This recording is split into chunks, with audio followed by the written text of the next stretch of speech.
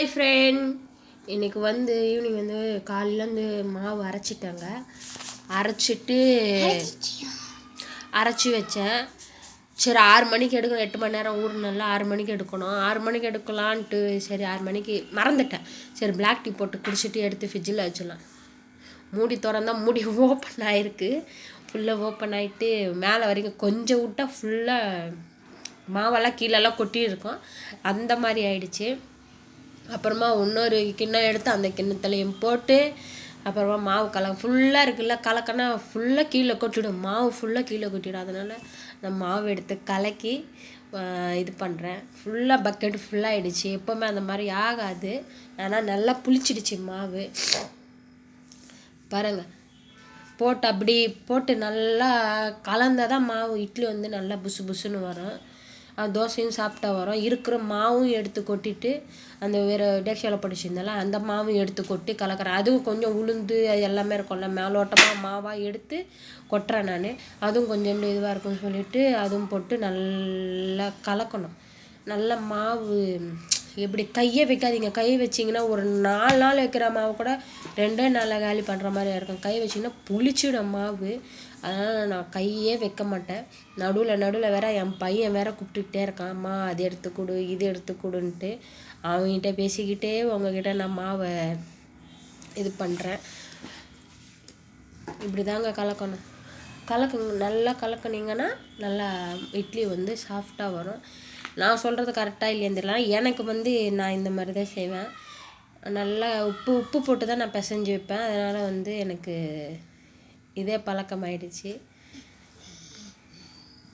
நடுவில் வேற என் பையன் வேற அம்மான்னு கூப்பிட்றான். அது வேறு ஹவுஸ்னர்கிட்ட வேற கத்திக்கிட்டே இருக்கான். அங்கே வேற பேசிக்கிட்டே இருக்கான். அங்கே வேற விளாட்றாரு. அவர் கத்தி தான் விளையாடுவார். இருக்கிற மாவும் போட்டுட்டு அப்புறமா மறுபடியும் நைட்டுக்கு டிஃபன் ஊற்றணும் இல்லையா, டிஃபனு சட்னி அதுக்கு கொஞ்சோண்டு மாவு எடுத்து வச்சுருவேன். எடுத்து வச்சுட்டு ரெண்டுமே தூக்கி ஃப்ரிட்ஜில் தான் வைக்க போகிறேன். ஃப்ரிட்ஜில் வச்சா தான் கொஞ்சம் இந்த மாவும் புளிக்காமல் இருக்கும். 7 மணி 8 மணி ஆகுங்க நாங்கள் டிஃபன் சாப்பிட்றதுக்கு. என் பையனும் சீக்கிரமாக ஊட்டினாலும் அவனும் சாப்பிட மாட்டேன்றான். 8 மணி ஆகிடும் அவனுக்கு. ஒரு 7 மணிக்கா 7:30 மணிக்கா மாவு வச்சுன்னா ஒரு அரை மணி நேரம் வெளியில் இருந்தால் போதும். அதுக்கப்புறமா வந்து இட்லி ஊற்றிட்டு எங்கள் வீட்டு குட்டி தலைவருக்கு கொடுத்துடணும். மீதி மாவு அப்படியே எடுத்து ஃப்ரிட்ஜில் வச்சுருவேன். இந்த மாதிரி நீங்களும் செய்வீங்களா? இந்த மாதிரி உங்களுக்கு அனுபவம் இருக்கான்ட்டு கமெண்ட் பண்ணுங்கள். ஏன்னா எனக்கு இந்த மாதிரி ஆனதில்லை. இப்போ தான் எந்திரிச்சு தலைக்கு குளிக்கலாமா தூங்கிட்டு டைம் பார்த்து படுத்தேன். டைம் பார்த்தா 5:30 ஆயிடுச்சு. எந்திரிச்சு போய் டக்குன்னு போய் தலைக்கு குளிச்சுட்டு வந்து பிளாக் டீ சூடாக குடிச்சு சரி மாவு பொறுமையாக எடுத்து வைக்கலான்ட்டு இது பண்ணிகிட்டே இருந்தேன். அப்படியே இந்த பக்கெட்டோட மூடியாக திறந்துருச்சு. நான் எப்போவுமே 1 கிலோ தாங்க அரைப்பேன். நிறையெல்லாம் அரைக்கவே மாட்டேன். 1 கிலோ மாவு இருந்தால் போதும். 4 நாள் வரும். எங்கள் 2 பேரும் 3 பேர் தானே. என் பையன் ஒரு தோசை, நான் ஒரு 2 தோசை சாப்பிடுவேன். அவ்வளோதான். ஓகே, பாய்ங்க. வீடியோ பிடிச்சிருந்தா லைக் பண்ணுங்கள், ஷேர் பண்ணுங்கள், கமெண்ட் பண்ணுங்கள். ஷார்ட்ஸ்லேயும் நிறைய வீடியோ போடுறோம். அதுவும் பாருங்கள்.